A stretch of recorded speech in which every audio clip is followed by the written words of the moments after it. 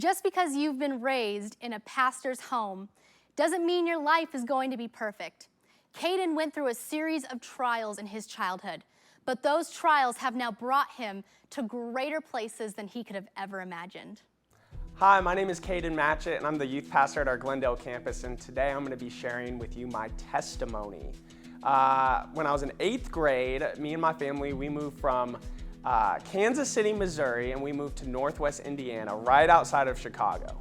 And I would say I was a pretty shy kid, pretty to myself. It was always hard for me to make friends every time we moved.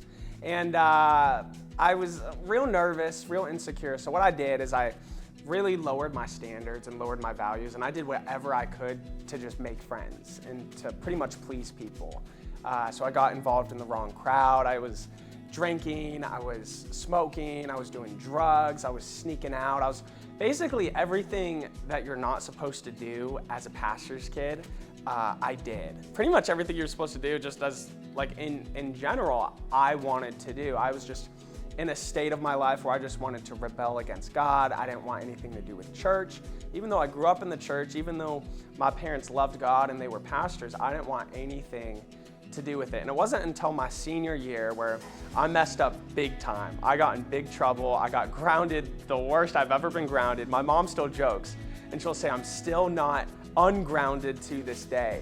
And it was in this state of feeling guilty and confused and not really having direction that I went to my final youth camp. It was my senior year, and at this camp, God changed my life. He forgave me. I felt set free from all the bondage and the sin and the shame that I was carrying. And not only that, that's when I felt like God was really calling me into ministry. And ever since then, I've been running with God. I've been trying to be obedient and just doing what He has called me to do. And I've seen so many miracles and blessings in my life. I moved here, I went to Dream City College, I've been hired onto staff, and I got married to my beautiful wife, Annalise, so I've just been able to see God show up in so many ways. But it all started when He changed my life at that youth camp. Well, today's guest is very special, not just because he's my brother-in-law, but we are interviewing Kaden Matchett. Thanks for being here. Thanks for having me. Very excited to be here. I also kind of forced you because you're my brother-in-law. I didn't have a choice, but I'm still happy to be here. I'm glad you're happy to be here. Now, Kaden, your story I just learned a couple of years ago when you married my sister. Yep. And you were raised in a pastor's family. Right. So you were raised on the straight and narrow, but there was a moment where you went through a different path of life, kind of a little bit of a rebellion. Tell us a bit about that. Well, yeah, it wasn't just a moment. It was like an extended moment. So it all happened when my family moved from Kansas City, Missouri to Northwest Indiana. And when we moved, I was like a shy kid. I still kind of feel like I am a little shy, a little more introverted, but it was hard for me to make friends. And to make friends, I lowered my standards. I compromised in several different areas, and I was just willing to do what people wanted me to do. And so I was a people pleaser. There was seasons where I would sneak out of my house, where I got involved with the wrong crowd. I was drinking, I was doing drugs. You would not think I was a pastor's kid. And a lot of kids at school didn't know that, because really I was living like a double life. So. Wow. So what was the moment where you completely changed your trajectory? What was it? Do you remember a day and a time? Yeah, so a big part of it was I got in trouble. I got busted by mom and dad. Yeah. Moms always know Yes. when you're doing something wrong. And my mom was snooping around, and she found out that I was doing wrong. And I was kind of bitter about it. I was like, oh, I can't believe I got caught, so stupid. I'll be back to my ways in a little bit. Like, I was still planning, like, to be an idiot and to fail. But I went to summer camp. It was my senior year, my last youth camp. And God got a hold of me. Wow. He transformed my life. He basically took me, shook me around, and was like, dude, you are called to do way more than the stupid stuff you're doing with your friends. And, you know, that's where I felt called to be a pastor, to be in youth ministry. And now all these years later, I'm doing it. I'm a youth pastor. God fulfilled His promise and call on my life, which is super cool. If you knew when you were in that season that you were going to be a youth pastor, that you'd marry a pastor, would you ever believe that you were at where you're at? No, if you would have said that to me, I would have said, I want some of those drugs too.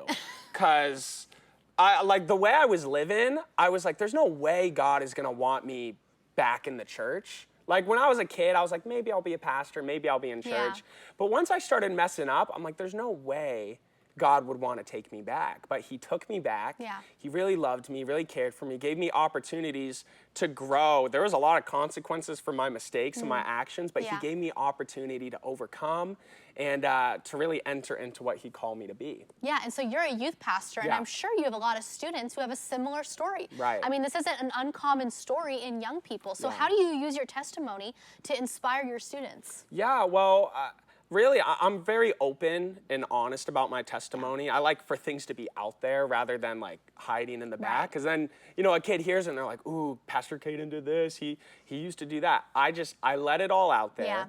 Yeah. Not to gloat about it or to be like, man, look at all these crazy times I used to have.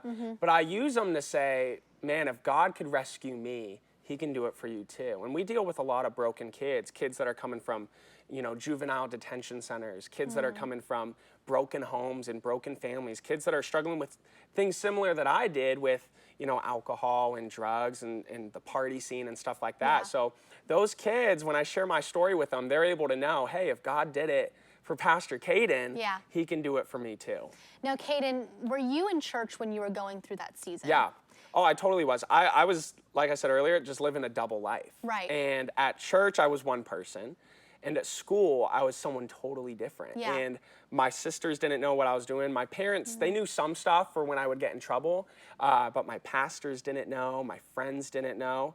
And that weighed on me. I was guilty because I knew, like being a pastor's kid, I knew what was right Yeah. and I knew what was wrong. Right. So that made it so when I did wrong, I knew it was really, really wrong. Right. So yeah, I was totally still going to church. So parents probably right now are thinking, I know my kid's living a double life. They're Hmm. in the church. Like, what else can you tell me to do? The kid's in the church, but they're also living a double life. Yeah. Is there hope that they will ever come back? Totally. Back to normal? Yeah, I mean, like I said, if God could do it for me, I feel like he can do it for anyone. Because in my mind, I was as bad as it could get. Like I was the worst of the worst. What I would say to parents, I'd say don't quit. Yeah. Don't give up. My parents, all through high school, they were dealing with issue after issue after issue, but they never quit on me. Yeah. They never gave up. If anything, they loved me more and more every time I messed up. Not because of what I was doing, but because they knew God loved me so much and the enemy was trying to wrestle with me and get me to back away from that call. So don't give up. If God could do it for me, he can do it for your kids. Yeah. Just keep praying for them. Keep making them come to church too. Yeah. That would, if I would have stopped going to church, game over. Right. Stay in church. Well, I hear this phenomenon of parents of, well, we don't want to force the kid to go Yeah. to church, but you were forced to go, and Oh, that yeah. ultimately was what changed you. Well, yeah, and there's going to be times where even if you force them, they're going to be like, I don't really want to go, but hey, maybe they'll make some new friends. Right. Maybe they'll connect with the youth pastor or the kids pastor or whatever it is. You don't know how God's going to get a hold of their life Right. while they're there. Even if they go in with an unwilling spirit, God can still break through that. Absolutely, and you said it before, it's the friends that led you down the bad path, and it Yeah. can be the friends, the good friends, that Yeah. lead you back out of it. Totally. So force the kids to go to youth ministry. Yeah. We never know what God might do in their life. Well, if you have a student right now, a young kid that is going through a difficult season in life, there is so much hope. Get them involved in the church. Make them come to church. There is nothing better that could play into their transformation than having them be a part of a youth group to stand hand in hand with other students who will support them through life's most difficult challenges. Go to dreamcitychurch.us and click the youth tab to find out how you can get your students involved.